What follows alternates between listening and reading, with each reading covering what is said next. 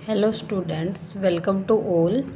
अपनी एक्सरसाइज 5.1 हम कर रहे थे, उसी को कंटिन्यू करेंगे आगे। फर्स्ट क्वेश्चन हमारा हो चुका है, अभी देखते हैं सेकंड क्वेश्चन। सेकंड क्वेश्चन है, निम्नलिखित संख्याएं स्पष्ट रूप से पूर्ण वर्ग संख्याएं नहीं है, इसका कारण दीजिए। जो भी ये संख्याएं दे रखी है सेकंड क्वेश्चन में, जितने भी पार्ट दे रखे हैं, बोला गया है कि ये पूर्ण वर्ग संख्याएं नहीं हैं, तो इसका रीजन दो। इसका मतलब हमें ये पता होना चाहिए कि पूर्ण संख्याएं होने के लिए क्या क्या कंडीशंस होती हैं, क्या क्या ज़रूरी चीज़ें होती हैं। ठीक है, तो क्वेश्चन नंबर सेकंड आप लिखोगे। उसके बाद सेकंड क्वेश्चन लिखने के बाद क्वेश्चन जब आंसर स्टार्ट करोगे तो उससे पहले क्या स्टेटमेंट लिखोगे वो मैं बताती हूँ आपको।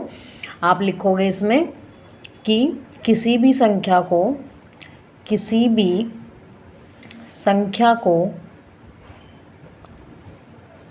पूर्ण वर्ग होने के लिए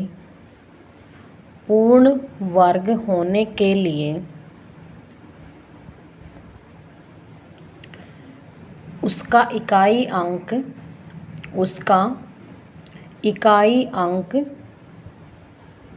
0, 1, 4, 5, 6 और 9 होना चाहिए।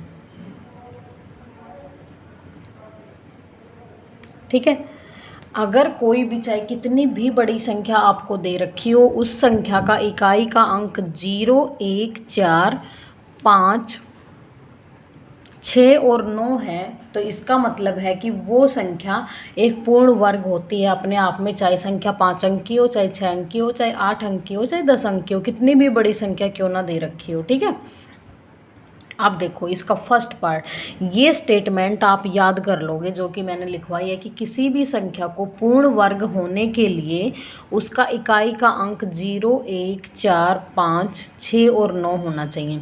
जब भी आपको कोई संख्या दी जाएगी उसमें आप इकाई का अंक देखोगे। अब देखो फर्स्ट क्वेश्चन है 1057। अब इसका इकाई का अंक देखेंगे। इकाई का अंक हम किस साइड से देखते हैं? दाईं तरफ से देखते हैं, राइट साइड से देखते हैं। सबसे पहले जो लेटर लिखा होता है ये देखो 7 है, तो 7 इसका क्या है? इकाई का अंक है। और 7 अगर इकाई का अंक है तो क्या इन लेटर्स में 7 आता है? कहीं कहीं पे नहीं आया। तो ये इसका रीज़न हो जाएगा। हर एक क्वेश्चन में आप लिखोगे संख्या लिखी का इकाई अंक 7 है, ये लिखोगे 7 है। उसके बाद जस्ट यही रीज़न लिखते चलोगे हर किसी में। ऐसे ही सेकंड पार्ट लिखोगे। इसका सेकंड पार्ट लिखोगे आप जो भी दिया है बुक में, 23,453 दिया है। फिर हम इसका इकाई का अंक देखेंगे, क्या है? 3 है, तो लिखोगे संख्या का इकाई अंक 3 है। और अगर इकाई अंक 3 है तो वो एक पूर्ण वर्ग संख्या नहीं हो सकती।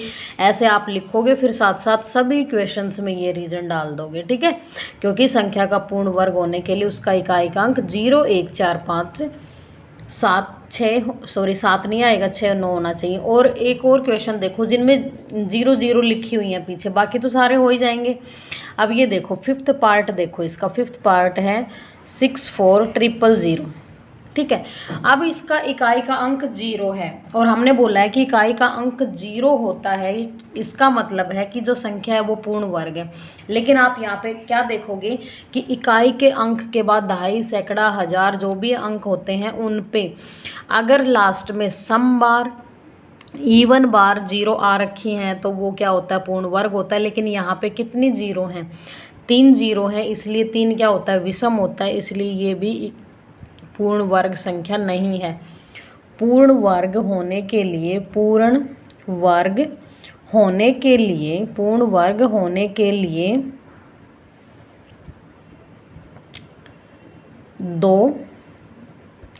4, 6, 8 0 का होना ज़रूरी है। अगर ये 0 नहीं है तो फिर वो पूर्ण वर्ग नहीं हो सकता। ठीक है, नेक्स्ट अब थर्ड क्वेश्चन देखो। आप सेकंड के सारे पार्ट ऐसे ही कर लेंगे। ठीक है, थर्ड क्वेश्चन देखो। थर्ड क्वेश्चन में बोला गया है निम्नलिखित संख्याओं में से किस संख्या का जो वर्ग है वो विषम संख्या होगा? ठीक है। अब आप ये देखोगे कि संख्या का इकाई का अंक ले सिर्फ क्वेश्चन नंबर इसमें देखो फर्स्ट में है 431। जो भी नंबर दे रखा है उसका इकाई का अंक उठाओ। ठीक है, इकाई का अंक उठाए, संख्या का इकाई अंक ऐसे तरीके से लिखेंगे, संख्या का इकाई अंक, इकाई अंक क्या है 1 है। और 1 का क्या करना है, हमें वर्ग करना है। 1 का वर्ग क्या होता है, 1 का वर्ग 1 ही होता है, चाहे 1 को कितनी बार मल्टीप्लाई करो 1 ही रहता है।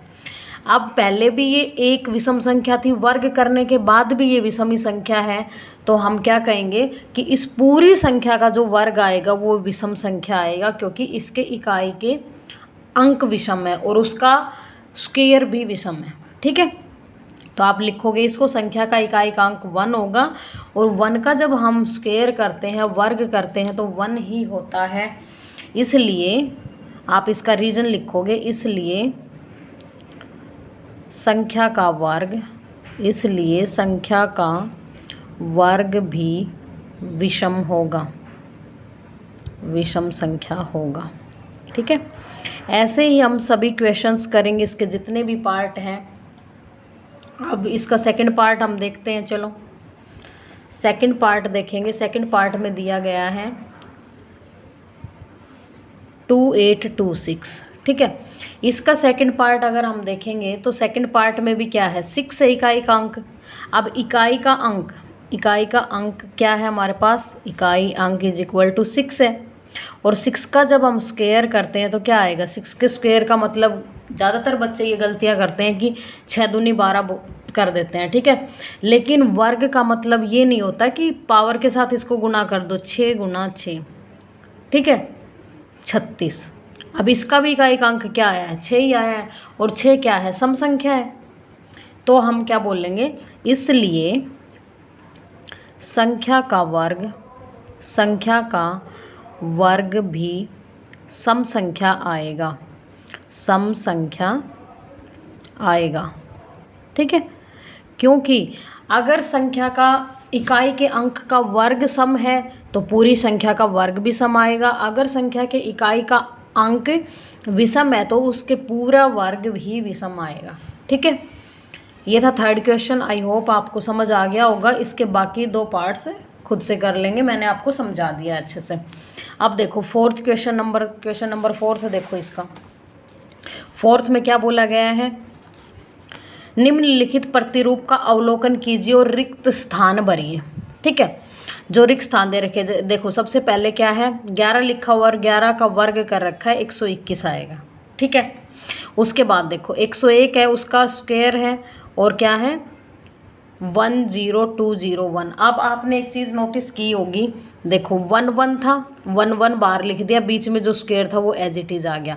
अब यहाँ पे क्या है 101 है, 1001, बीच में 2 ये नीचे उतार दिया।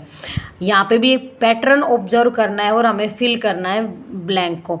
नेक्स्ट इसमें देखो 1 है, 00 है, 1 है, उसका स्क्वायर दे रखा है, 1 यहाँ लिखा, 1 पीछे लिखा, बीच में उसका जो, आप ऐसे पैटर्न को ऑब्जर्व कर सकते हो, इसका जो स्क्वायर था वो बीच में लगा दिया, जितनी जीरो हैं दोनों तरफ उतनी जीरो लगा दो, सेम एज इट इज़। अब इसमें अब अगर हम चलेंगे तो देखो 1 आगे लिख दिया, लास्ट वाला 1 पीछे लिख दिया, जो ऊपर 2 था वो बीच में लिख दिया।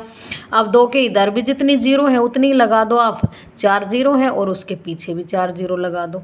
ठीक है, ऐसे पैटर्न को ऑब्जर्व करके इसको फिल करना था। उससे नेक्स्ट देखो, अब इसमें भी क्या करेंगे, एक ये आगे वाला 1 इधर, पीछे वाला 1 यहाँ पे, और जो ऊपर से 2 हटाएंगे वो यहाँ पे लगा देंगे। अब इसमें जीरो काउंट कर लो, 3 3 6, 6 जीरो इधर लग जाएंगी और 6 जीरो इधर लग जाएंगे। ठीक है, पैटर्न को ऑब्जर्व करके इसको फिल करना था। आई होप आप लोगों को समझ आ गया होगा। ये थे हमारे 5.1 के second, third and fourth question, जो कि मैंने डिटेल में एक्सप्लेन कर दिए। फिर भी अगर किसी बच्चे को समझ नहीं आया तो पूछ सकता है कमेंट सेक्शन में।